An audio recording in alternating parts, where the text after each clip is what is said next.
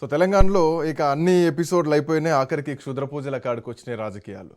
So ఇన్ని రోజులు Kaleshwaram project చుట్టూ తిరిగితే, ఈ కార్ రేస్ చుట్టూ తిరిగితే, లేదంటే రైతు బంధు, రైతు భరోసా, లేదంటే గతంలో చేసినటువంటి అప్పుల గురించా, సో రకరకాల ఈక్వేషన్స్ తెలంగాణ రాష్ట్రంలో బీఆర్ఎస్ పార్టీ చేసినటువంటి అప్పులన్నీ 8 లక్షల కోట్లు, 5 లక్షల కోట్లు, రకరకాల ఈక్వేషన్స్ చుట్టూ తిరిగినాయి. 6 గ్యారెంటీల వర్షన్ అయిపోయింది. ఆఖరికి క్షుద్ర పూజల సైడు తెలంగాణ రాజకీయాలు నడుస్తున్నాయి. కొంచెం హాస్యాస్పదంగా ఉన్నా కానీ తప్పట్లేదు ఇట్లాంటి డిబేట్లు చేయక.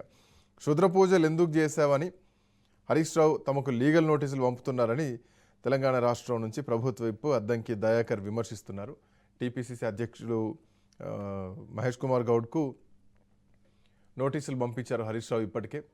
సో బ్లాక్ మ్యాజిక్, అసలు ప్రపంచం అంతా చైనా మనకంటే 50-100 సంవత్సరాల ముందు పోయి టెక్నాలజీలో ప్రపంచానికే పోటీ ఇస్తుంటే, సో ఇంకా క్షుద్ర పూజలు, తాంత్రికాలు, నిమ్మకాయలు, చేతబడులు అని చెప్పేసి మాట్లాడుతుంటే కొంత హాస్యాస్పదంగా ఉంది.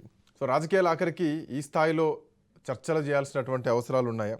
సో నిజంగానే క్షుద్ర పూజలు జరుగుతున్నాయా? సో ఇది మాట్లాడదాం దీనిపైన.